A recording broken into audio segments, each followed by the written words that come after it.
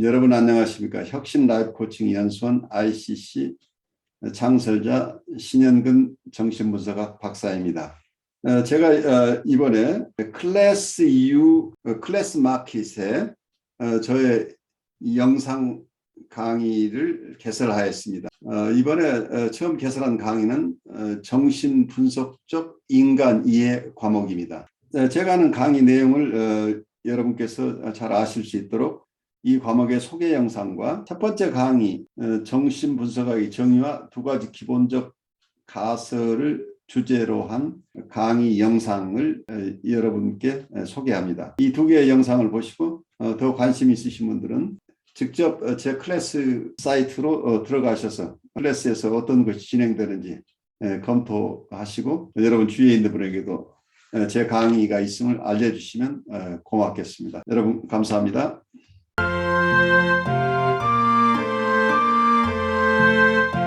여러분 안녕하십니까? 저는 신현근 정신분석학 박사입니다. 저는 뉴욕에 있는 혁신 라이프 코칭 연수원의 창설자이며 운영자입니다. 그리고 한국에 있는 한국임상정신분석연구소 공동소장으로서 정신분석가들 양성에 주력하고 있습니다. 여러분과 함께 공부할 과목은 정신분석적 인간 이해입니다. 이 과목에서는 정신분석학의 정의와 두 가지 기본 가설, 즉 무의식에 대한 인식과 그리고 심리적 결정론에 대해서 여러분과 함께 나누고 인간을 이해함에 있어서 가장 중요한 우리의 욕동 혹은 본능에 대한 이론 그리고 우리의 마음의 구조에 대한 이야기들을 하게 될 것입니다. 이를 기반으로 원본능과 자아를 어떻게 구별할 것인가 그리고 자아는 어떻게 발달하는 것인가 그리고 자아와 원본능 간의 갈등이나 대립이 있을 수 있는데 이 자아가 스스로를 방어하는 여러 가지 기능이 있는데 이 자아가 가지는 방어 기제들은 어떤 것인가 하는 얘기를 나누면서 자아의 발달에서 가장 중요한 대상관계를 어떻게 이해할 것인가 그리고 대상관계가 발달함에 따라서 초자아가 발달하게 되는데 초자아의 발달 과정과 그 기능에 대해서 여러분과 함께 나누고 그리고 정신분석이 무의식의 세계를 기반으로 하기 때문에 실수와 재치 그리고 꿈에 대해서 함께 공부하겠습니다. 그리고 정신분석학이 심리학 전체를 다루는 일반 심리학이긴 하지만 연원적으로 정신병리 측면에서 발달되어 왔습니다. 그래서 정신병리론에 대해서 우리가 공부하고 정신적 갈등이 정신병리에 영향을 미치긴 하지만 또한 정상적인 발달 과정에서도 정신적 갈등은 큰 영향을 미치기 때문에 이 정상적인 정신 기능과 정신적 갈등에 대해서 알아보고 그리고 우리가 태어날 때 이고나 혹은 셀프라고 하는 자아나 자기를 가지고 태어났는지에 대한 논쟁에 대해서 여러분과 알아보도록 하겠습니다. 그리고 저는 정신분석에는 다양한 학파들이 있는데 이 다양한 학파들을 각각 독립된 것으로 보지 않고 다양한 정신분석들을 정신분석이라는 큰 틀 안에서 통합해야 내야 될 필요가 있다고 봅니다. 그래서 통합적인 정신분석이 왜 필요한가 하는 얘기를 우리가 나누게 되겠고 그리고 정신분석 자체가 영성과는 어떤 관계에 있는지 우리 인간 발달을 중심으로 인간을 이해한다고 할 때 정신분석과 영성과는 불가분의 관계에 있다고 봅니다. 이런 다양한 측면들을 여러분과 함께 공부할 수 있기 바랍니다. 여러분 감사합니다.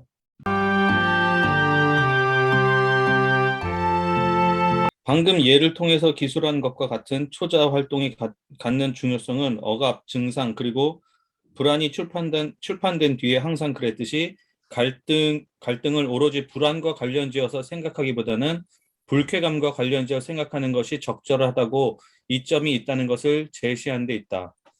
지금까지 생각해온 예는 역동적으로 볼 때 프로이드가 성공에 의한 파멸로서 언급한 사례와 알렉산더가 초자의 타락성으로 언급했던 현상과 관련이 있는 것으로 보인다. 어쨌든 모든 경우에 있어서 성공은 무의식적으로는 금지된 욕구의 충족과 같은 것이다. 단 그와 같은 충족 전후에 처벌과 참회가 있게 된다는 조건 하에서 그렇다. 평생 동안 유아적 성취나 만족의 그늘 밑에서 살아온 환자들이 있으며 그와 같은 만족은 무의식적으로 죄책감을 느끼게 만들어 평생 동안 갈등의 근원으로 남게 된다. 이런 죄책감과 그것으로 인한 갈등은 자신의 정신적 삶을 구성하는 하나의 요소가 되며 유아적 본능이 발달하여 최종적 결과를 낳는데 결정적 역할을 하게 된다. 예컨대 첫 장에서 기술한 자살코자 하는 환자를 살펴보자. 3살 때 아버지가 죽은 것에 대한 무의식적인 반응이자 아버지와 같은 대리인들의 연속적인 죽음으로 인해 더욱 강화되었던 반응은 환자 자신이 아버지를 죽였다는 환상이었다. 이와 같은 부친의 살해와 관련된 죄책감은 여러 가지 방법으로 평생 동안 환자의 삶에 나타났다. 한 가지 예를 들자면 나이든 남자와 가깝고 친밀하게 지내고자 하는 욕구가 환자에게는 강렬히 있었는데 이런 욕구를 환자는 의식할 수 있었고 또한 그런 이유를 자신의 친구들이 그랬듯이 소년으로서 자기도 아버지를 갖고 싶다는 소망 때문이라고 주저하지 않고 말하였다. 그와 같은 점이 환자 자신은 인식하지 못했지만 나이든 남자와 맺는 인간관계의 특징, 즉 자신에 대해 권위적 위치에 있는 나이든 남자를 자극함으로써 화를 내게 하고 자신의 승진에 방해가 되게 하려는 욕구에서 비롯된 행동들을 보였다. 가장 극적인 이와 같은 예는 분석받기 몇 년 전에 일어났었다. 비극적 사건에 의해 유발된 것으로 환자의 상사 한 명이 강도가 아파트를 털면서 총을 쏘고 달아나는 바람에 살해되었다. 다른 사람들처럼 환자도 놀라고 개인적으로 슬픔을 금치 못했다. 장례식 며칠 후 그는 아무 생각 없이 직장을 나와 가까운 백화점에 들렀고 이내 들치기로 잡히게 되었다. 다행히도 같은 조합에서 일하는 친구가 도와줘서 벌금을 물지 않고 풀려날 수 있었다. 모든 일은 환자가 정신과 의사를 찾아가 본다는 조건으로 마무리되었다. 몇 주 동안 그대로 따르긴 했지만 실질적인 치료 관계는 맺지 않았다. 몇 년이 지난 뒤 어느 정도 분석을 받고 나서야 깨닫게 된 것인데 그의 상사의 죽음이 자신이 아버지를 해치운 데 대한 만성적 죄책감을 조장함으로써 자신이 도둑의 위치가 되어 체포되고 벌을 받고자 하였다는 것을 깨닫게 되었다. 자, 여기서 예. 이 사례가 여러분 이해가 가시나요? 이 사례에서 여러분들이 느끼는 거 잠깐 나눠보죠. 어떤 여기서는 오이디푸스 이야기는 안 나온 것 같은데, 근데 이런 역동은 좀 그거와 관련이 있지 않나요? 그러니까 오이디푸스 컴플렉스 얘기로 보이죠. 아버지 살해 욕구인데 문제는 이 욕구가 유아들이 가지고 있는 전능감하고 연결되어 있죠. 판타시와 리얼리티를 구별하지 못한 리얼리티 테스팅이 잘 안 되는 경우에는 망상에 가까운 생각을 하게 되는 거죠. 그러니까 아이들은 자기가 생각하는 거 판타시 속에서 일어난 일과 현실 세계에서 일어난 일을 구별하지 못하는 초기 단계가 있다고 보는 거죠. 그래서 이게 전능감으로 작용할 때는 자기가 생각하는 대로 모든 게 이루어진다는 생각인데 한편에서는 이게 긍정적인 생각으로 자기가 원하는 게 다 이루어져서 이게 어쩌면 만족스럽게 느낄 수 있는 부분도 있지만 이게 죄책감의 근원이 된다고 본 거죠. 자기가 판타지 속에서 살해하고 싶어 했던 아버지죠. 그 판타지 속에서 아버지를 살해했는데 실제 아버지가 돌아가셨어요. 근데 이건 그 판타지하고 리얼리티에서 일어난 것은 별개의 것인데 이 아이는 무의식 중에 자기가 아버지를 살해했다고 믿게 된 거죠. 그런데 이 죄책감이 무의식 속에 깊이 잠재해 있다는 얘기죠. 그래서 어떤 면에서는 아버지 부친 살해 욕구가 에더퍼스 컴플렉스의 가장 큰 핵 중에 하나라고 보고 있죠. 프로이드는. 그런데 이 에더퍼스 컴플렉스 얘기가 어느 정도 받아들이자는 학자마다 각각 다를 수 있겠죠. 분석가마다 다를 수 있겠는데 일단 프로이드 얘기에 따른다고 한다면 하나는 근친상 간의 욕구, 또 하나는 존속 살해의 욕구인데 에더퍼스 컴플렉스 양면이죠. 결국 삼자 관계에서 한 대상과는 사랑의 관계를 맺고 한 대상과의 관계에서는 증오의 관계를 맺는데 이 관계를 지금 설명하고 있는데 아이의 판타지 속에서 일어나는 일과 현실 세계하고 구별되지 않는 이 시점 때문에 잠재된 죄책감이 이 사람의 삶에 계속 영향을 미쳐서 나이든 어른들과의 관계에서 계속해서 이 죄책감이 무의식 중으로 여러 형태로 파괴적인 결과를 가져온다는 얘기죠. 지금 마지막에는 자기 상사 한 사람이 다른 사람에 의해서 살해됐는데 마치 자기가 살해한 것처럼, 그리고 그 처벌을 자기가 받기 위해서 어디가 도둑질하다가 잡혀가는 이런 상황까지 갔다, 이렇게 해석을 하고 있죠. 이 해석이 우리에게 수긍할 수 있는 것인지 아닌지는 뭐 여러분마다 판단이 다를 텐데 여러분 생각은 어떠세요? 그 어느 정도 수긍이 가는 게, 어떤 사람은 예를 들어서 그 오이디푸스 컴플렉스도 있지만은 그 좋은 대상 나쁜 대상이죠. 좋은 엄마 나쁜 엄마 했을 때 나쁜 대상으로서 그 나쁜 엄마가 되면은 그걸 결국은 자책감으로 가져가잖아요.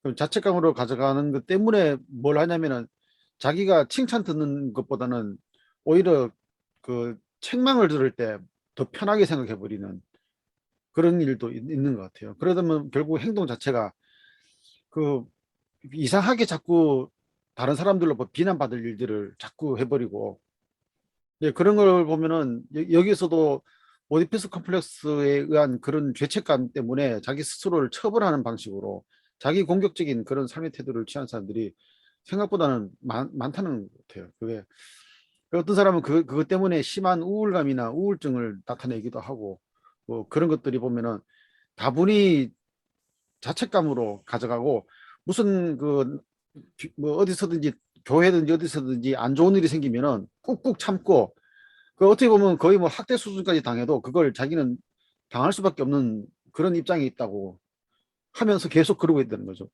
근데 그걸 힘들어하고 괴로워하는데 오히려 괴롭고 힘든 것이 자기에게는 편안함을 줘버리는 이상한 구조가 되어버리는 이제 그런 게 있는 것 같아요.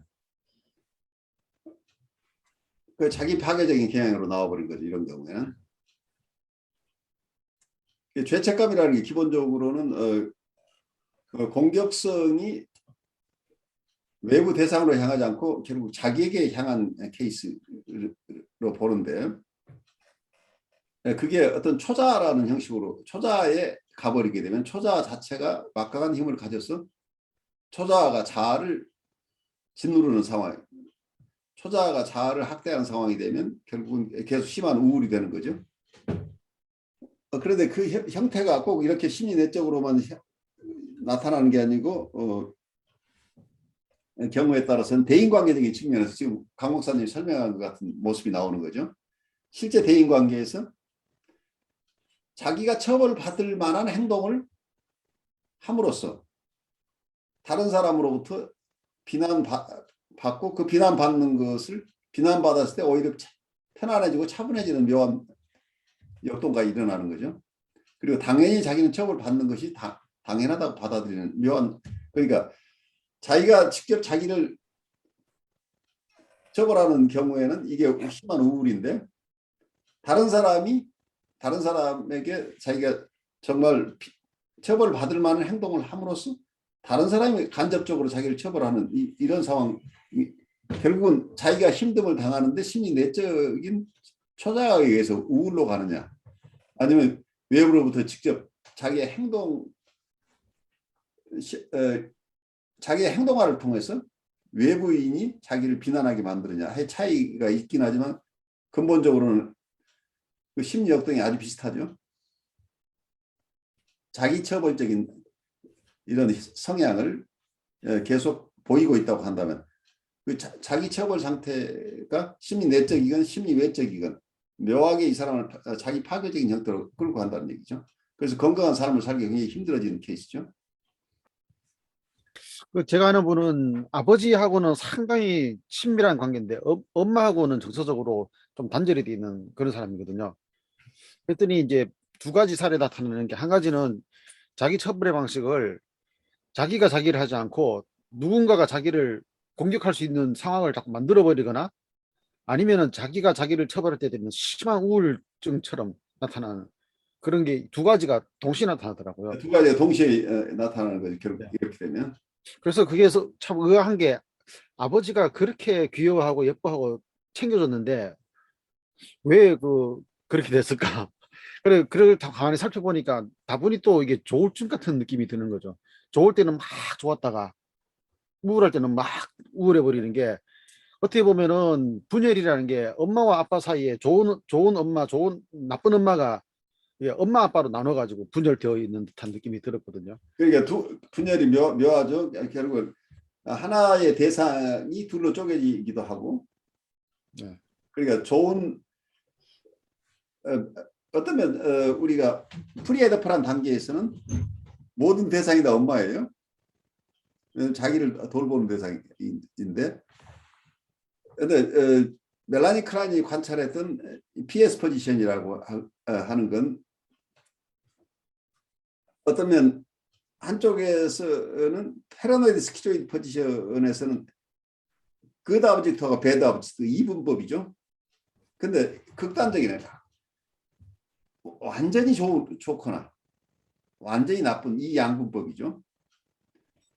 그리고 우리가 PS 포지션에 있다고 하는 것은 어떤 현실의 대상이 하나 있다고 한다면 현실 대상을 쪼개는데 중간적인 어떤 성질을 갖는 게 아니고, 하나는 최고의 것과 최악의 것으로 나누는 이런 이분법이죠.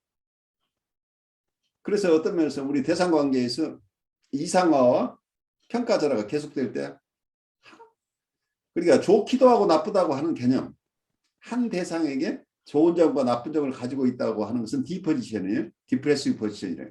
이게 상당히 성숙한 단계에서만 가능하다는 얘기죠. 그러니까 물론 D 포지션에 갔다고 해서 그게 거기에 계속 머무르는 건 아니고, 다시 또 PS 포지션으로 갔다가 또 D 포지션으로 가고 이렇게 두 포지션이 오고 가긴 하지만, 처음 발달 단계 측면에서 본다면 우선 PS 포지션에 있다가 D 포지션으로 처음 발달한다고 하는 이론을 가지고 있죠. 그래서 대상을 둘로 쪼개는 것과 동시에 자기 스스로도 둘로 쪼개버리는 묘한 거죠. 이건 컴버그가 우리한테 확실하게 좀 설명해 줬던 부분인데, 자기 스스로도 이상적인 자기와 아주 쉐임풀한 자기 둘로 나누어버리죠. 그래서 어쩌면 어머니하고 자기라고 하는 지금 두 사람의 관계에서 이상적인 어머니와 아주 최악의 어머니, 배드 아버젝트, 퍼스큐터리 아버젝트죠. 이게 처벌적인 어머니하고 이상적인 어머니가 둘로 나뉘고, 나도 좋은 셀프하고 나쁜 셀프가 둘로 나뉘는데, 이게 어떻게 조합이 되는지를 그때그때 상황을 잘 봐야 되겠죠. 그래서 이 상태에서는 디프레스 포지션이라고 성숙한 단계가 아니라는 얘기예요. 그래서 디프레스 포지션이라는 건 하는 지점에 가게 되면, 내가 정말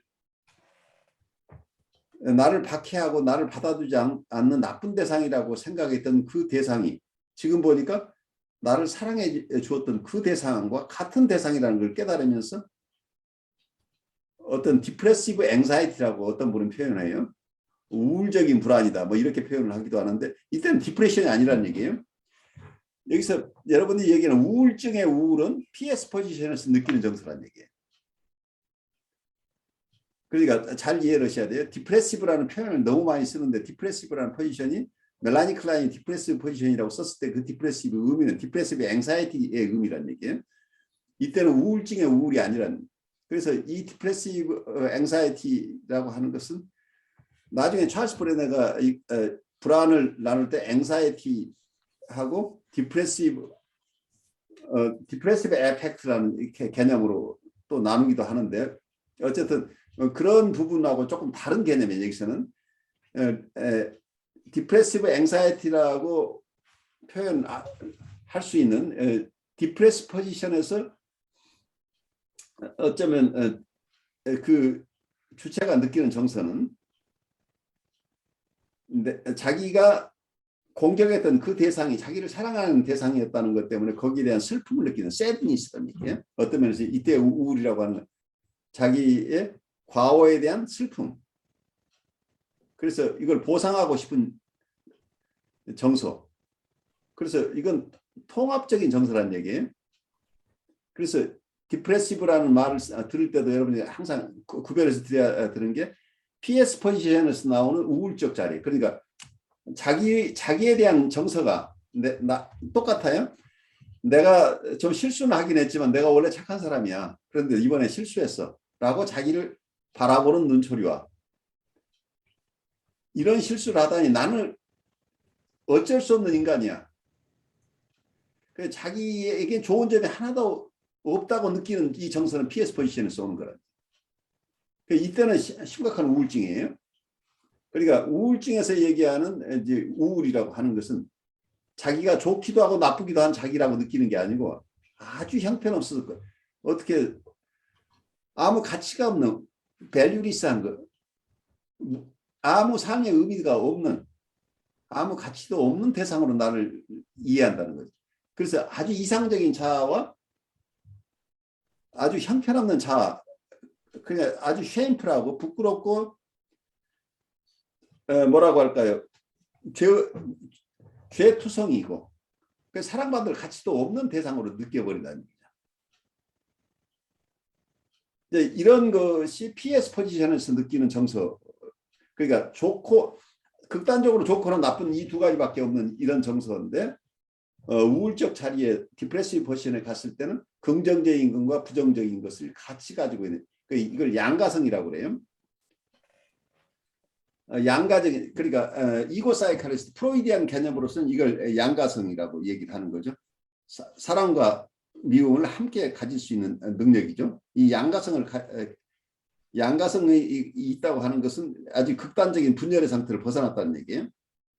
같은 대상에 대해서 좋은 정서와 나쁜 정서를 동시에 느끼는 능력인데 우리가 그 상태에 가지 않은 상태에서는 극단적으로 좋은 대상과 극단적으로 나쁜 대상, 그리고 극단적으로 좋은 자기와 극단적으로 나쁜 자기를 가지고 있기 때문에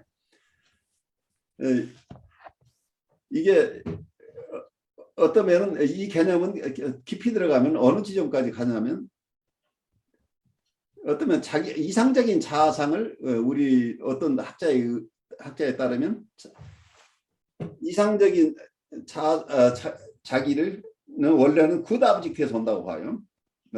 대상관계 이론가 중에는 이런 이론을 가진 분들이 있죠. 우리 배드 아브젝트, 이게 PS 포지션에서 배드 아브젝트는 자기를 학대하고 자기를 처벌하는 어떤 대상이죠. 그래서 이 퍼스큐터리 아브젝트라고 보는 거예요. 처벌적인 대상이죠.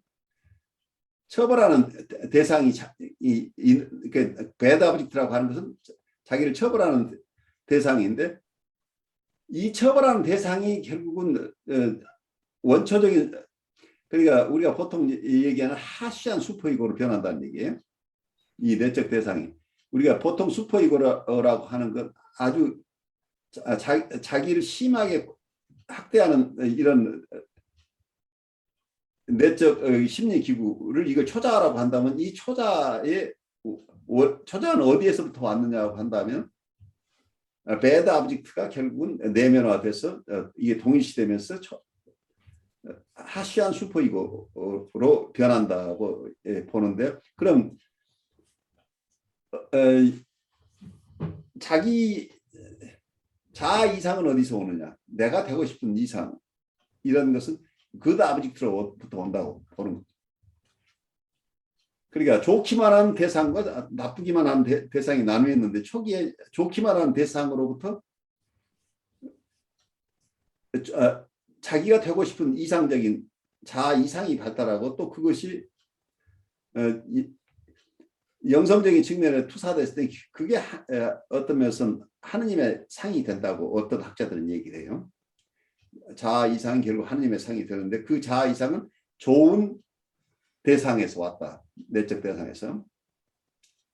근데 이렇게 대상관계 이론으로 설명하는 분도 있고 우리는 이미 타고날 때 양심을 가지고 태어나고 이제 이런 측면에서 보는 분도 있고 이거 이론이 쉽지 않은 이론들이에요. 근데 순수하게 대상관계 이론 측면에서만 본다면 그 아버지가 이게 자아 이상, 자기가 되고 싶은 어떤 이상적인 대상이 되기도 하고 또 하느님의 형상을 하느님의 이미지를 자기 스스로 빌드업해가는 과정 속에서 이 좋은 대상과의 경험이 결국은 하느님의 이미지가 된다고 하는데 문제는 그러면 하느님의 상 자체도 우리의 인격에서 셀프가 통합돼야 된다고 하는 것은 나는 이상적인 자아 이상이 아니고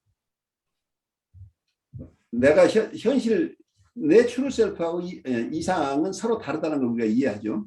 그래서 내가 이상을 품고 있지만 그 이상은 내가 미래에 나오고 현재의 나는 아직은 그 이상이 가지 않고 있다는 이걸 구별해낼 수 있으면 우리가 건강하죠.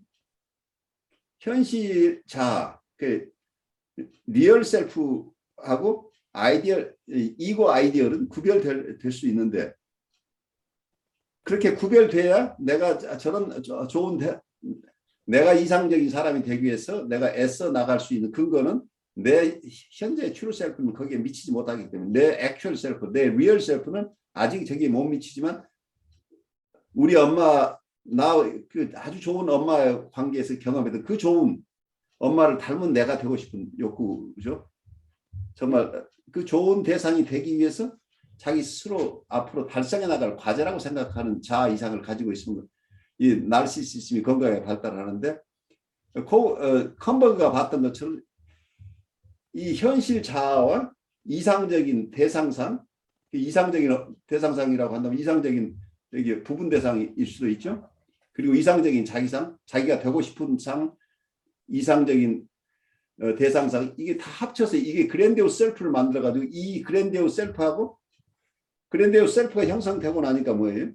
그랜디오스 셀프라고 여기 이미 자아 이상이 이 그랜디오스 셀프 속에 들어가 버려요. 그 자기라 현실 자기하고 이게 그랜디오스 셀프가 이 속에는 자아 이상까지 포함되었기 때문에 자아 이상이라는 게 따로 없어졌다는 얘기죠.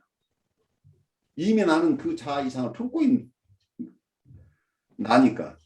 그래서 이게 병리적인 어쩌면 자기성 성격이 여기에서 발생한다고 하는 거죠. 현실 자기와 자아 이상을 구별해내지 못하는 거죠. 마니교가 기원 3세기 무렵에 페르시아에서 발생한 이 매너키즘이라고 그러죠. 이 마니교가 중국에 전파되고 어쩌면 그리스도교에도 상당한 영향을 미쳤다고 얘기합니다. 이 마니교 전통 속에서는 하느님도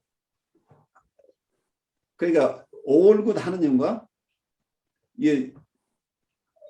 하느님이 통합된 하느님이 아니고 따로 아주 나쁜 신이 하나 있고 선신과 악신으로 대별돼서 이 두 신은 그러니까 이 올마이티가 아니죠. 좋기만 하는 신과 나쁘기만 하는 신으로 구별했다는 얘기예요.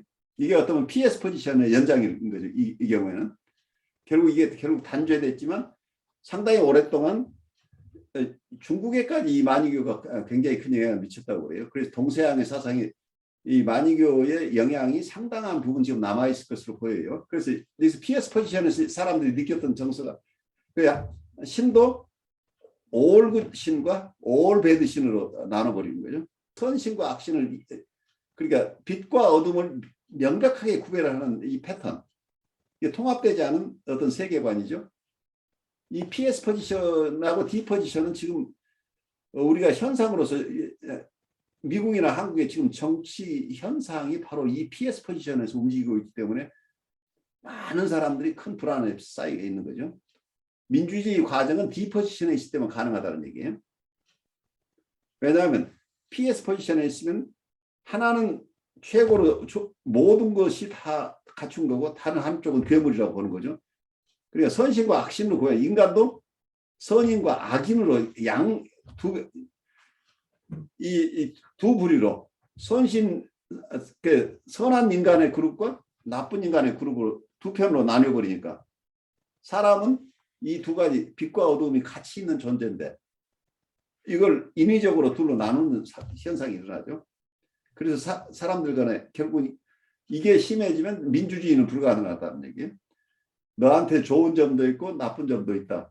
당신 정당에서 주장하는 것 중에 우리가 가지지 못한 것도 있으니까 우리의 좋은 점과 당신의 좋은 점을 서로 합쳐서 어떤 제3의 안을 도출하자 하는 이 타협의 정신이 사라진다는 얘기예요. 이게 분열적인 세계관이 압도하게 되면. 그래서 전 세계가 지금 이 건강한 어떤 사회에서는 이러한 어떤 통합적인 세계관, 통합적인 인간관이 워킹하는데 그래서 민주주의가 설 수 있게 되는데 이 상태를 벗어나 버리면 최악의 상태가 일어나는 거죠. 이게 전적으로밖에 해결할 수 없는 입장이 되는 거죠. 왜냐하면 한쪽은 가장 착한 사람들만 있는 데고 한쪽은 악한 사람들만 있으니까 악한 사람은 없애야 된다는 이런 결론이 나오는 거죠. 공존의 이데올로기가 아니고 파괴의 이데올로기가 이제 형성되기 때문에 굉장히 무서운 거죠. 개개인의 사이키도 무섭고 이 사회 현상으로서도 이 분열의 상태는 굉장히 위험한 거죠. 그리고 이게 영성적인 측면에서 똑같은 영향을 지금 미칠 수 있다고 하는 거죠. 어쩌면 이 초자 문제는 사실은 결국은 이 초자 속에는 전에 말씀드렸지만 사회의 규범을 내면화한 부분도 있지만 또 한쪽에서는 양심의 문제하고 자아 이상이 다 합쳐져 있는 개념이기 때문에 이 속에서는 우리의 인간 문제 모두가 지금 다 녹아 있어요. 사실은 초자 이론 속에. 그래서 우리에게 주는 자극이 굉장히 많은데 이 부분에서 혹시 나누고 싶은 얘기 있으면 잠깐 나누고 지나가죠. 인간 문제를 여러 가지로 이 부분으로 볼 수도 있을 것 같은데요. 제가 제 그 경험을 몇 번 얘기를 했었는데 제가 굉장히 이 행동 열심히 막 행동 과다인 그런 부분이 몇 년 전에 크게 조금 약간 이렇게 조금 깨닫는 부분이 있었다고 그렇게 얘기를 했는데 이 부분도 어떻게 얘기하면 이렇게 생각을 할 수도 있는 것 같아요. 제가 어떻게 보면은 실망시키지 않고 제 자신에 대해서 굉장히 어떤 좋은 자아 또는 좋은 그거를 발동시키고자 하는 이 노력 같은 게 어떻게 보면 아까 이게 저는 잘 그거를 정확하게 얘기 못, 예? 그 자아 이상을 달성하고 싶은 거죠. 자아 이상. 예, 자아 이상을 달성하고 싶고. 예. 그 부분이 과다하게 이렇게 발동을 하는 거죠. 그래서 그 부분도 사실은 저 부모님 문제나 이렇게 자라온 환경과 같이 생각을 할 수도 있는데. 연계되는 거죠. 근데 자아 이상이 일어나게 된 게 어쩌면 자아 이상은 경험 속에서 내가 가지고 싶은 어떤 대상이죠. 네, 맞아요. 달성할 수 없는 대상이에요. 어떻게 보면. 달성할 수 없다. 이게 자아 이상이 어떤 이상화된 자아로 가버리면 이게 위험하다는 얘기예요. 사실은 자아 이상이라고 하는 것은 우리가 달성할 수 없지만 하나의 목표라는 걸 우리가 알아야 되는 건데. 네네. 그게 그러니까요. 현실적으로 달성할 수 있어서 내가 노력하면 된다고 하는 것 자체가 이때부터 문제가 발생하는 거죠. 예, 그게 항상 저한테 몸으로도 오고 정신적으로도 가끔 오고 어떤 알 수 없는 충격같이 이렇게 오는 것이 그런 부분 같고 제가 그것을 좀 깨달았다고 해서 이걸로 확 바뀌거나 이거는 어렵지만 서서히 아주 조금씩 통합되는 어떻게 내가 그렇지 못한 부분도 같이 가져가야 되는구나 하는 부분이 약간씩 1%, 2% 이렇게 생겨나는 것만 해도 굉장히 저는 크게 굉장히 느껴졌거든요. 그것도 어떻게 보면 지금 교수님께서 설명하신 이 어떤 과정이나 이 어떤 포지션의 어떤 특징 같은 걸로도 제가 생각을 할 수가 있을 것 같아요. 아주 중요한 점이에요. 그러니까 어느 분이 그렇게 말씀을 하셨어요. 자기 자신을 보는 순간 이미 자기는 그 상태에서 벗어나기 시작했다는 얘기예요. 그래서 여러분이 통찰이라는 게 굉장히 크리티컬해요. 네. 정말 자기의 자신의 모습을 보는 사람은 다시 그 상황에 들어가지 않을 수 있는 힘이 생겨난다는 얘기예요. 근데 많은 사람은 자기 자신을 못 보고 있기 때문에 계속 반복하는 거죠. 근데 거기서 빠져나오는데 많은 시간이 필요하죠. 왜냐하면 그건 습관이니까.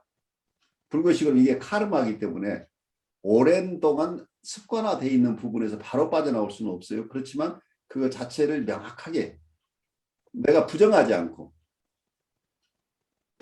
부인하지 않고 나의 현재의 어떤 어려움들, 그 무엇에서 오는 것인지를 정확하게 이해한다면 그 뒤부터는 달라질 힘들이 생겨난다. 그러니 이게 흑백으로 이렇게 되지는 않는데, 아, 그 부분을 노력하고 그 부분을 바라봐야 되겠구나, 이렇게 생각이 드니까 사실은 저는 그 엄마로서의 역할에 대해서도 굉장히 생각을 많이 하게 됐거든요. 네. 그러니까 예, 그전에는 뭐를 해주는 엄마로서의 제 역할이 훨씬 더 컸던 거예요. 그렇죠. 예, 근데 그게 이상적이지 않잖아요, 사실은.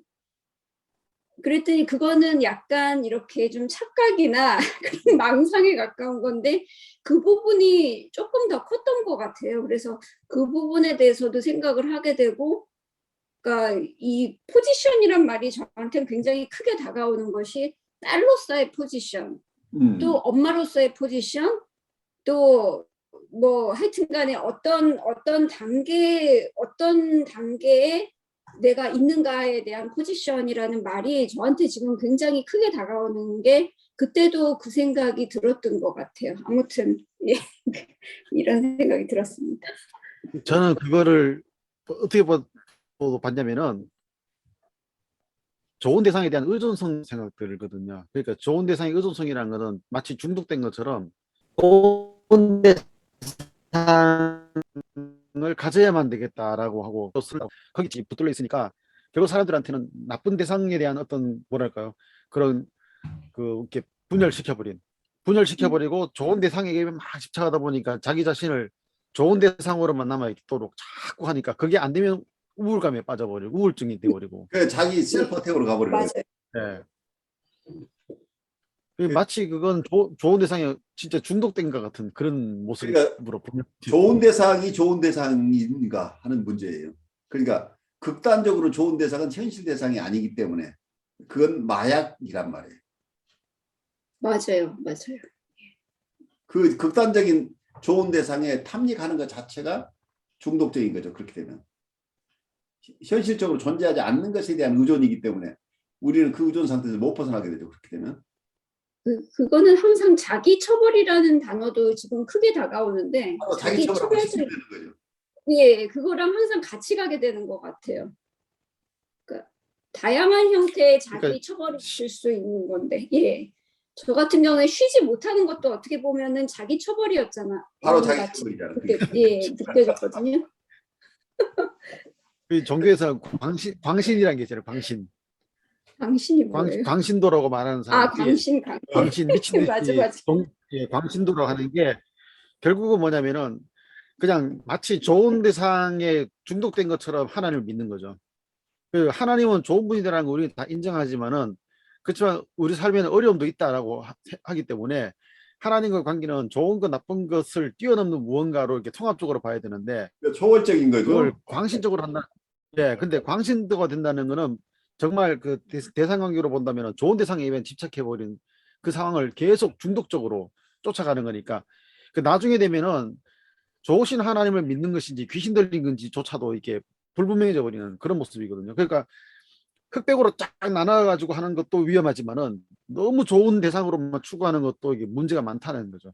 거의 뭐 둘 다 같은 걸로 볼 수밖에. 그러니까 좋기만 하는 대상을 자기가 품고 있다고 한다면 어떻게 돼요?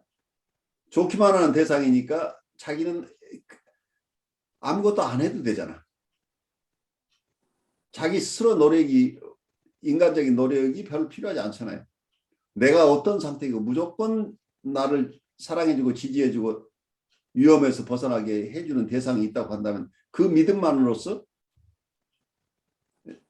내가 삶을 어떻게 살 것이냐 하는 어려움이 생기죠.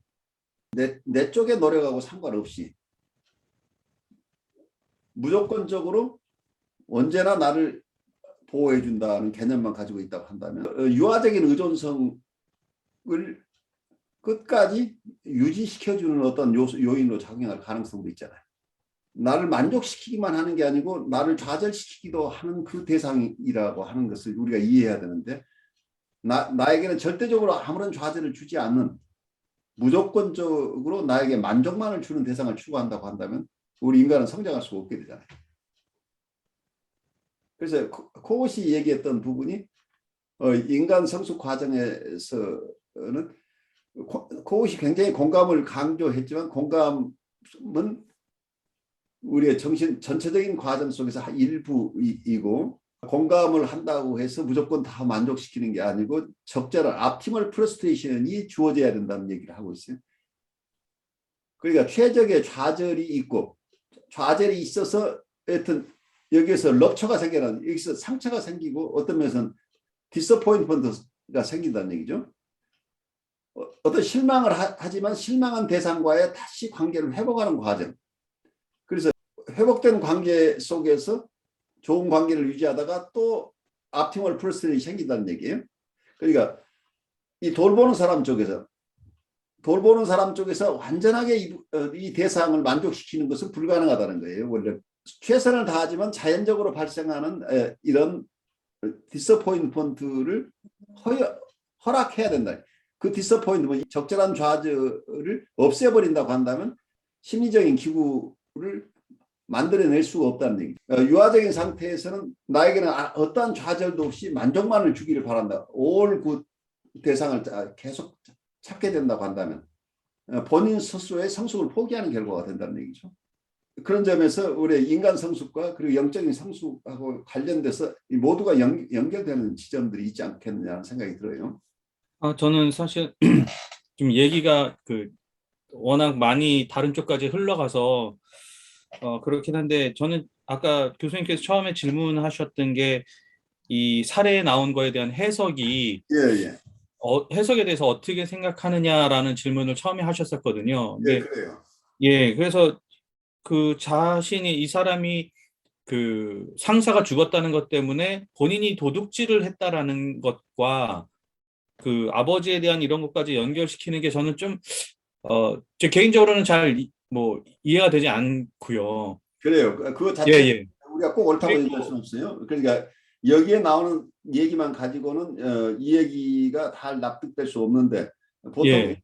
사례에 나오는 것들은 굉장히 축약되어 있기 때문에 네네네. 찰스 브레너 같은 대가가 이걸 썼을 때는 다른 보강 증거가 많이 있었을 거예요. 그렇겠죠. 네, 그래서 이걸 종합적으로 제한된 지면 안에서 설명을 하다 보니까 우리 듣는 사람 입장에서 이것만 가지고 납득이 안 되는 경우가 대부분이에요. 그건 네네네. 당연한 거죠. 예.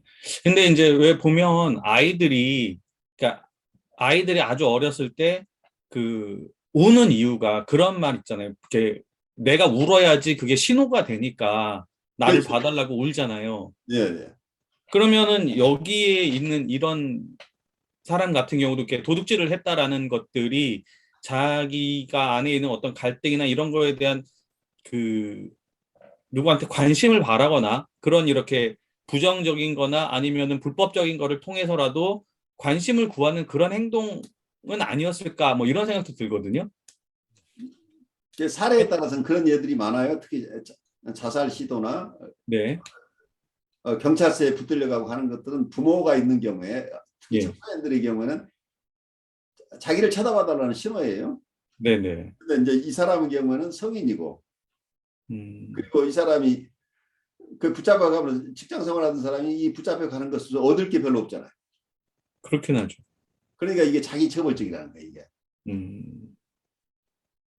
그러니까 이분이 그걸로 해서 얻는 것이 뭔가가 있다고 한다면 청소년기에서 아니면 유아기에서 아이들이 행동하는 것 자기의 어텐션을 받고 거기로부터 만족을 얻고자 하는 욕구가 숨겨져 있는 경우도 굉장히 많은데 네. 이분 케이스에서는 성인이고 지금 형사적인 처벌을 받으면서까지 얻을 수 있는 것이 거의 없는 상태에서 이 행동이 일어났다고 하는 것은 굉장히 자기 파괴적이잖아요. 예, 그런 점에서 심한 죄책감과 관련되어 있지 않느냐 하는 추론을 하는 거죠. 그런데 우리가 다 납득할 수는 없지만 그런 배경이 있다는 얘기죠.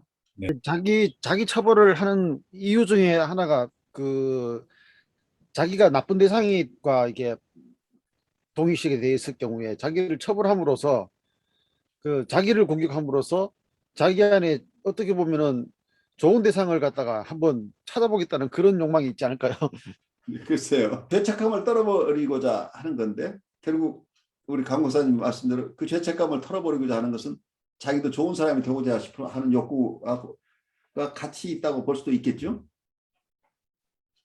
그러니까 분열적인 그 분열의 상태라고 본다 그러면은 자기가 지금 나쁜 대상이 됐으니까 나쁜 대상을 처벌해서 없애버림으로써 좋은 대상이 남을 거다라는 그런 기대가 있을 거라는 그러니까 추론도 하고. 아주 재밌는 추론이에요. 왜냐하면 PS 포지션에서는 분열된 상태니까 자기도 분열돼 있고 대상도 분열돼 있는데 자기를 처벌하는 게 결국 자기하고 동일시되어 있는 나쁜 대상을 처벌하는 거니까 같이 마치 적장을 안고 강물로 뛰어드는 사람처럼 자기 안에 있는 나쁜 것들 다 한꺼번에 처벌해 버리는 거죠.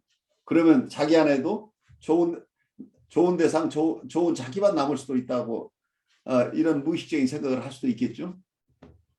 그래도 이 속에는 자기 처벌이라고 하는 것은 어쨌든 자기 안에 있는 나쁜 대상을 견뎌내지 못하고 있는 이 죄책감이 그 밑바닥에 있는 거죠. 자기 처벌에 대해서 이제 떠오르는 기억이 있는데, 제가 초등학교 들어가기 직전쯤인 것 같은데 너무 강렬한 기억이거든요. 몇 안 되는 기억 중에 강렬한 기억인데, 그 이거 굉장히 큰 건데 그렇게 되면. 예, 아버지가 절 때리는 기억이에요. 근데 실제 아버지는 이때까지 한 번도 저한테 손을 댄 적이 없고 심지어 화를 낸 적도 없는 그런 훈육도 안 하시는 그런 분이거든요. 근데 제 기억에는 어릴 때 그것도 주먹으로 죽통을 맞는 기억이 있어요. 그런데 그때 저는 이제 엄마가 없었고 엄마를 찾아달라고 떼를 쓰고 있었던 기억이 나거든요. 그때 아버지가 화를 내면서 주먹을 날리셨는데 그 촉감까지도 막 기억날 정도예요. 그 고통. 그래서 이제 공부를 하다가 몇 년 전에 이게 혹시 환상일 수도 있겠다. 실제 그 팩터스일 가능성이 굉장히 높죠. 네. 왜냐면 제가 아버지한테 그 이야기를 한 번도 한 적이 없으니까. 네. 뭐 원망을 하거나 왜 그때 그랬어 이런 얘기를 한 적이 없거든요.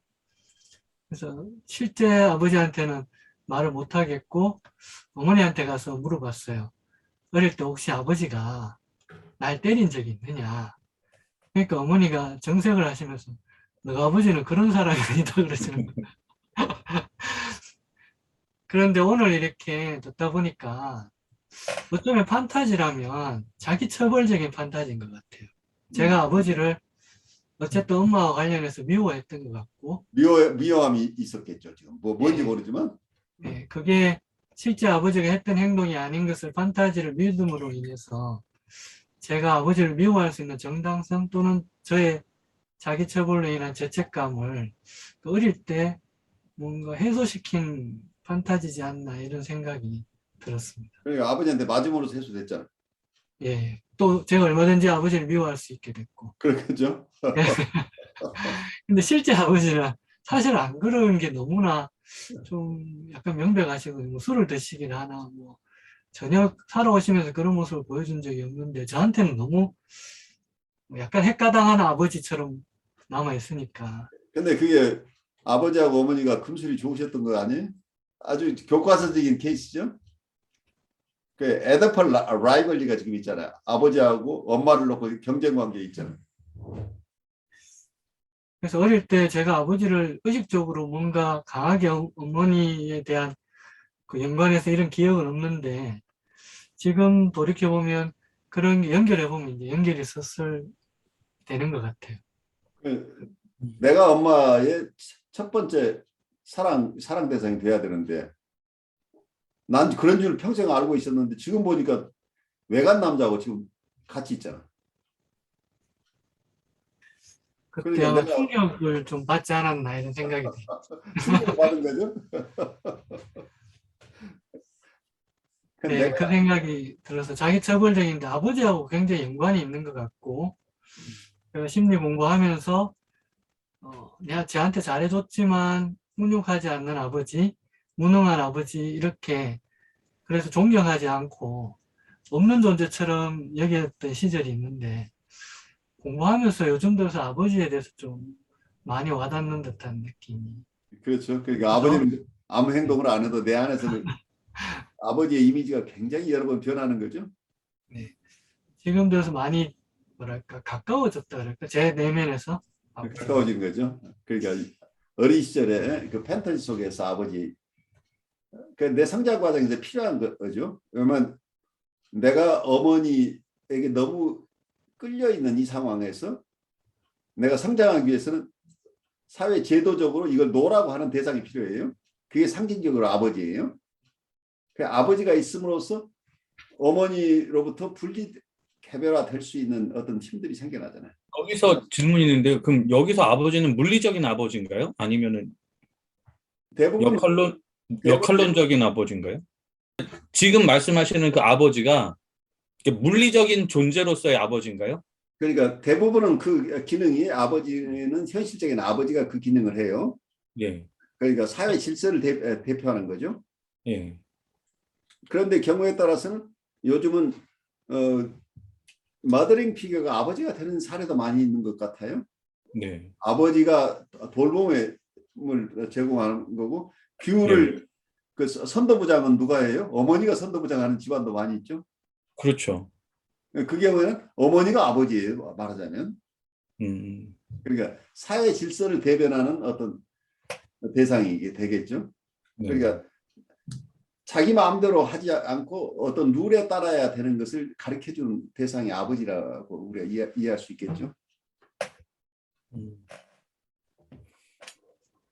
그래서 어떤 면에서는 아이 입장에서는 자기가 어머니의 뭐라고 할까 락강식으로 하면 팰러스가 되고 싶은 욕구예요. 어머니가 매료될 수 있는 대상이 자기가 되고 싶다는 얘기죠.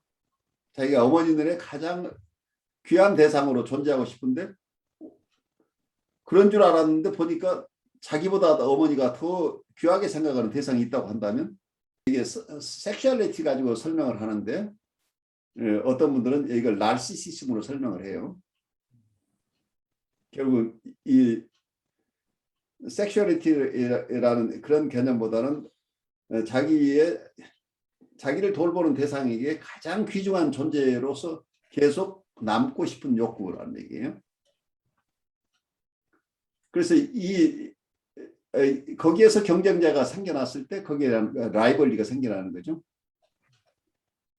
어머니를 잃고 싶지 않아. 어머니를 놓고 경쟁하는 대상은 그게 자기 시블링이건 아버지건 아니면 자기 친척이건 누구건 다 여기서 라이벌리 관계가 일어난다고 보는 거죠. 그래서 이걸 섹슈얼리티로 이해하지 않고 자기의 나르시시즘하고 관련돼서 이해를 한다면 이 에디푸스 컴플렉스 얘기는 정말 모든 문화에 다 통용될 수 있다고 보죠.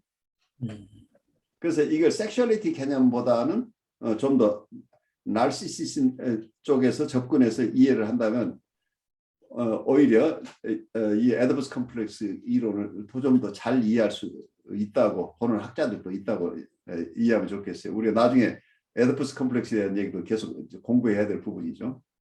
일반적으로 그의 자극적인 행동은 방금 기술한 경우보다 덜 극적이었다. 그러나 아버지의 죽음에 대한 자신의 환상적 성격의 책임의식을 속죄하고픈 무의식적 욕구는 분석이 시작되기까지 그의 인생에 있어서 중요한 부분이었고 성공이나 행복을 얻는 데 있어서도 상당한 방해 요인이 되었다. 다른 비슷한 사례에서도 평생 동안 부인하고 속죄해야 할 일을 저질렀다고 하는 무의식적인 확신이 형제의 죽음이나 장기간의 병환으로 인해 생기게 된다. 물론 그와 같은 반응이 모두 병적인 것은 아니다. 예를 들어 자신의 형제가 어렸을 때 죽거나 아픈 것에 대해 무의식적으로 책임을 느낌으로써 의사라는 직업을 선택하게 되는 경우도 종종 있다.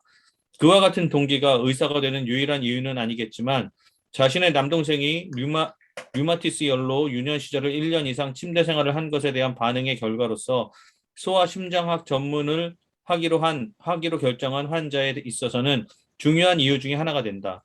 초자 분석을 했을 때 부가적인 합병증이 생길 수 있는 사례가 있는데 자책과 처벌에 대한 두려움이 본능적 내용에 채워지지 않은 욕구와 갈망에 관련되어 있지 않고 그와 같은 욕구의 충족과 만족에 관련되어 있는 경우이다.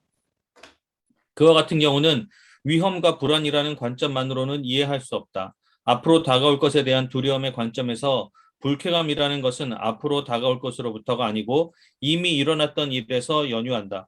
즉, 부모와 아끼던 형제의 사망으로부터 연유한다. 근친상간적 대상관계의 필연적 특징인 양가 감정이 불쾌감의 이와 같은 두 가지 근원 사이의 구별을 애매모호하게 만든다. 패배당하고 미움받는 경쟁자에 대해 애정과 동경을 갖는 것을 하나의 방어에 불과한 것으로 보기가 쉽다. 이것은 증오와 승리감을 떨쳐버리기 위해 사랑과 후회를 보이는 반동 형성과 비슷한 것이다. 이와 같은 공식은 의심할 여지 없이 실제적인 차원의 많은 경우에 있어서 사실이지만 모두 다 그런 것은 아니다. 위에 언급하였지만 4살 때 아버지가 변사를 당한 환자는 그 후 여러 번 아버지를 몹시도 그리워하였다. 그는 아버지가 자신이 좀 더 남자처럼 될 수 있도록 도와주기를 바랬고 화가 난 어머니로부터 자신을 보호해주고 돈을 벌 수 있도록 도와줌으로써 어머니가 일을 안 나가고 집에 남아있게 되어 잔소리가 없어지기를 바랬다. 보고서를 작성하는 일에 대한 반응이 기술되었던 환자는 몹시도 아버지를 좋아하였고 유년기 동안 아버지가 형제나 다른 경쟁자에 비해 자신에게 관심과 애정을 덜 보인다고 느낄 때마다 상처를 받고 화를 냈던 환자이다. 많은 사람들이 이 환자의 경우도 부모를 잃은 슬픔은 그것이 사실이든지 환상이든지 간에 방어적인 반응만은 아니며 실제적인 불행에 대한 반응인 것이다. 뿐만 아니라 정신적 갈등의 원인이 불안 때문이라고 생각할 수 없는 상황도 있는데 그런 경우에 환자의 방어적 반응은 불안이 주는 불쾌감을 피하거나 최소화하고자 하는 목적보다는 이미 일어난 일과 관련된 불쾌감을 피하거나 최소화하고자 하는 데 목적이 있다. 이와 같은 내용의 가장 흔한 예는 자신이 성기가 없다는 점에서 남자아이들과 다르다는 것을 알았을 때 보이는 여자아이의 반응이다. 그와 같은 반응의 한 가지 내용은 음경선망증의 한 부분이겠지만 뭔가 무서운 일이 자신에게 일어났다는 확신이다. 그런데 바로 여기에 여아와 남아의 거세 컴플렉스의 차이가 있는 것이다. 전자에서는 뭔가 나쁜 일이 거세, 이미 일어났다는데 더 강조가 되고 후자에서는 여러 번 언급하였듯이 거세 당할 전망이나 가능성이 더 강조가 된다. 전자의 반응, 즉 뭔가 나쁜 일이 일어났다는 것을 설명해주는 두 가지 예가 앞으로 나오게 된다. 그러나 이것만이 내가 우울한 정서라고 부르기로 제시한 것의 관념적 내용은 아니다. 대상 상실과 사랑의 상실도 똑같이 우울한 정서와 관련이 있다. 첫 번째 예가 30대 초반에 분석을 받으러 온 여성으로서 자신의 현재 생활의 불행을 느끼고 어떻게 하면 행복해질 수 있는지 모르고 기쁨을 느끼게 해준 남성과 지속적인 관계를 유지할 수 없는 여성이었다. 하루는 연상 과정 중에 그녀는 여러 해 동안 자신의 신체에 불편함을 느껴왔다고 이야기하였다. 이와 같은 어리둥절한 말을 그녀의 연상을 통해 설명하자면 다음과 같다. 신체적인 불편함을 처음 느낀 때가 13세였으며 그 이후로도 계속 자신의 신체에 대해 불만족스러워하였다는 것이다. 그녀가 내게 이야기해준 내용을 통해 초경이 12세 때 있었다는 것을 알 수 있었다. 또한 아버지의 이름과 같은 이름을 가진 남동생을 몹시 부러워하였고 성인이 된 후의 그녀의 생각과 행동의 여러 측면을 통해 판단해 볼 때 남자가 되고자 하는 무의식적인 욕구가 몹시 강하다는 것을 알 수 있었다.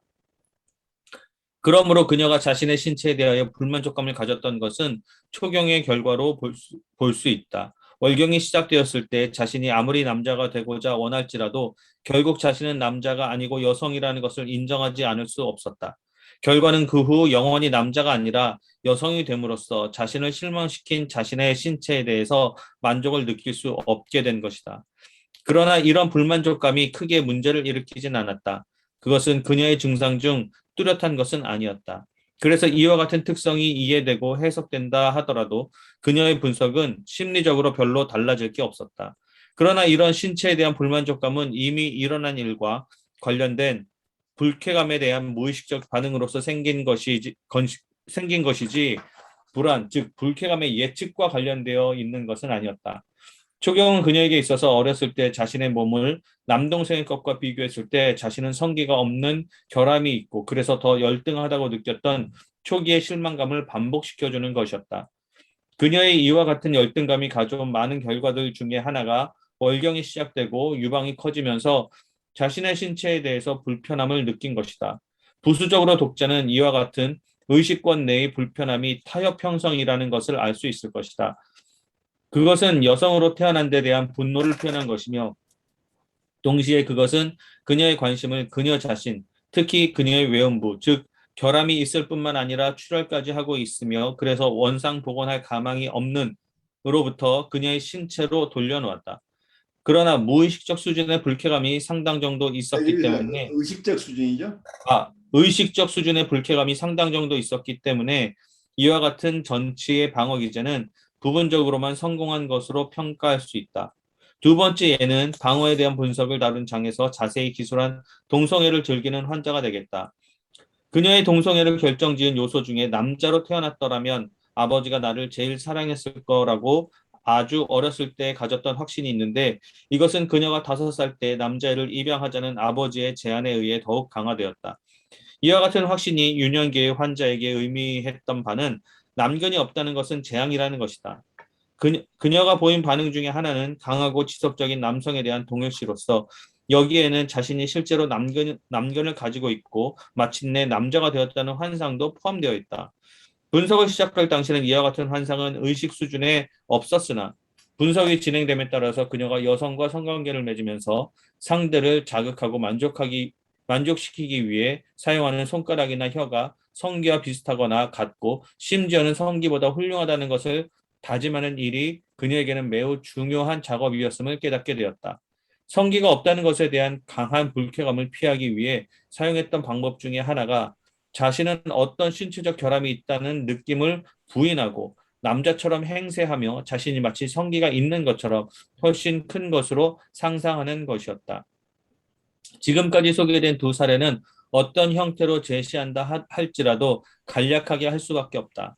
남근 선망의 전체적인 성격과 그 중요성을 제시하는 것과 더불어 확증적인 분석의 내용을 다시 다 제시하려면 훨씬 많은 시간뿐만 아니라 보다 많은 공간과 기술이 필요하다. 이런 어려움을 가능한 줄이기 위해 흔하다고 볼 수 있는 사례를 선택하게 되었다. 그와 같은 반응 자체가 특별한 성질의 것이 아니고 남녀 간에 존재하는 해부학적 차이에 대해 여자애가 보일 수 있는 평범한 반응, 즉 남근 선망인 것이다. 독자도 기억하겠지만 본장에 처음에 있었던 예 중에 하나가 흔히 있을 수 있는 다른 경험, 즉 대상 상실에 대한 반응과 관련된 것이다. 모든 분석가는 그들의 임상 경험을 통해 비슷한 사례를 볼 수 있는 기회가 있기 때문에 그들의 가장 훌륭한 스승, 즉 자신의 경험을 통해서 불안과 갈등 사이의 관계에 대해 재숙고할 필요가 있음을 확고히 알고 있어야 한다. 그래서 한편으로 보면은 여자들이 남자보다 그 성취도가 더 높을 수도 있다는 생각이 들거든요. 그 이 이론에 따르면 여자들은 예, 이미 그 없기 때문에 뭔가를 위해서 달려갈 수 있는 힘이 생기는데 남자는 잃어버릴까 봐 불안하니까 뭘 못한다는 그런 이야기 되거든요. 근데 이렇게 가만히 보면은 세상 돌아가는 게 좀 그런 것 같아요. 그 남자들이 가지고 있는 거는 그 어떻게 보면은 책임감이라고도 표현되지만은 그 책임감보다 밑바닥에 깔려 있는 정서는 뭐냐면은 내가 잃어버릴까 봐 걱정을 더 많이 하는 것 같아요. 나의 자리라든지 아니면 힘이라든지 권력이라든지, 그러니까 그 물리적인 힘 말이죠. 노인이 되었을 때 이런 것들이. 근데 오히려 여성들은 그 뭐랄까 앞으로 자꾸 성취해 나가는 쪽에 더 많이 관심을 가지는 듯한 느낌이 들거든요. 그래서 이를 보면은 역사적으로도 그 남자가 그 세상을 지배하는 것 같지만은 그 남자의 뒤에 힘은 여자들이 가지고 있다, 이제 그런 이야기처럼 그런 것도 한편으로 심리적으로 보면은 그 이 이야기가 어느 정도는 그 뭐랄까 상당히 어느 정도가 아니라 상당히 좀 연관성이 있지 않나 하는 그런 생각도. 찰스 브레너 설명에 하면 남근 상실에 대한 두려움이죠.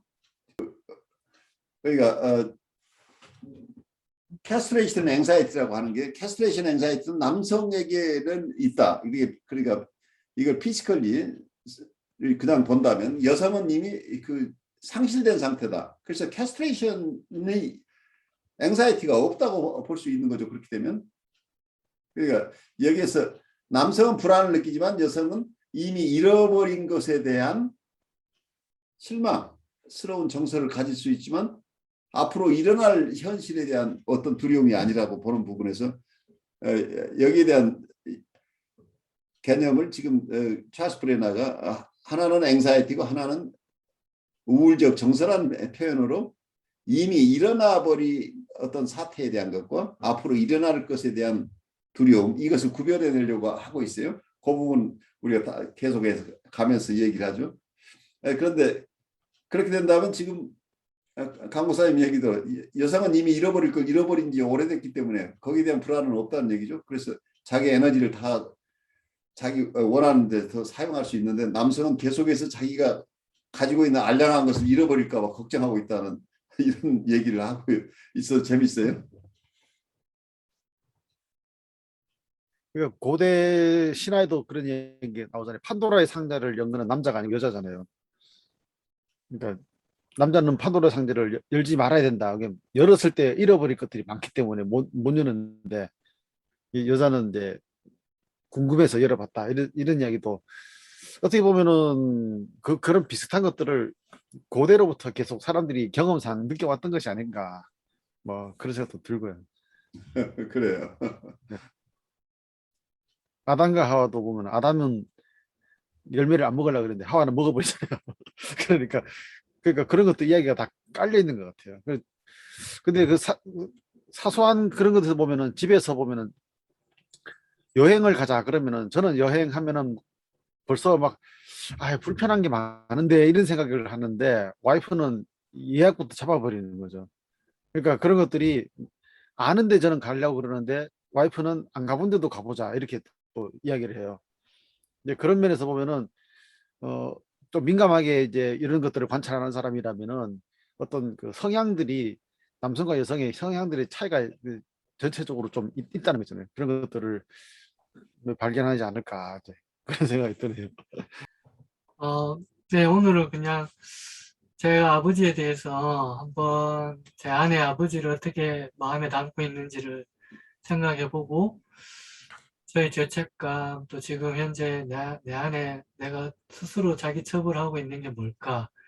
그게 어떤 관련이 있을까? 이렇게 생각해 보는 좋은 시간이었고 교수님이 또 나르시시적인 연관을 이야기하셔서 어쩌면 그게 또 제가 연관이 있지 않을까 이런 생각을 해봤습니다.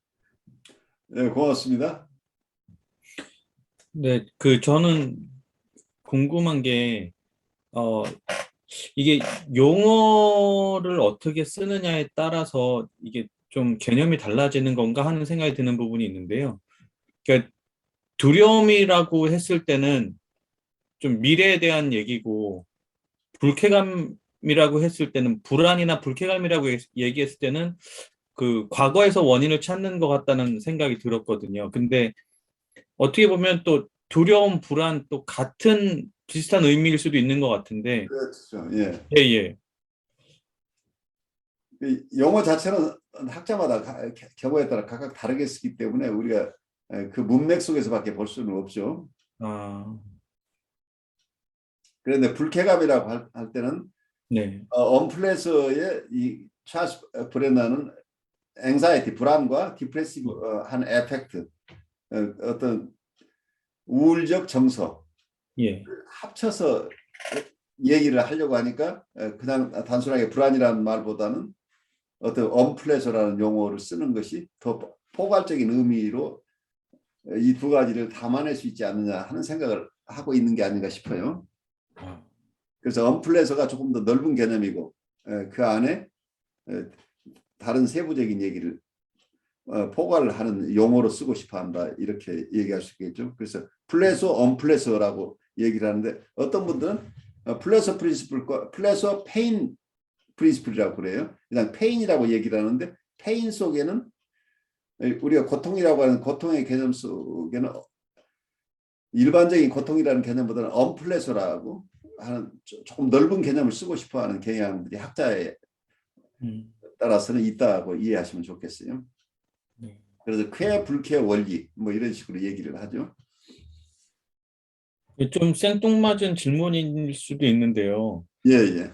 지금 여기 이 마지막에 읽었던 이런 그 남성과 여성에 대한 이런 그 차이라든가 어떤 상실감, 불쾌감 이거를 설명하는 부분에서 나오는 반응이라든가 이런 거 있잖아요. 예, 근데 예. 이게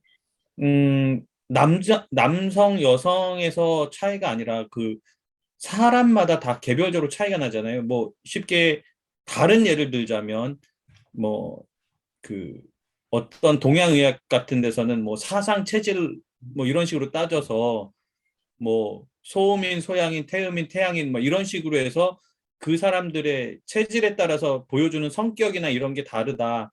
뭐 사안에 대해서 반응하는 것도 다르다. 뭐 이런 식으로 얘기를 하기도 하잖아요. 그렇죠. 그게 마치 이제 서양의학에서 진단하는 것처럼 네. 서양 어떤 체질을 분류한다는 것 자체도 우리 혈액형 구별하는 거 비슷한 이런 상황이잖아요. 그러니까 네, 그것이 하나의 일반화된 개념으로 사용할 수 있지만 그거 자체만 가지고 인간을 다 이해하는 것은 좀 어렵겠죠. 그렇죠.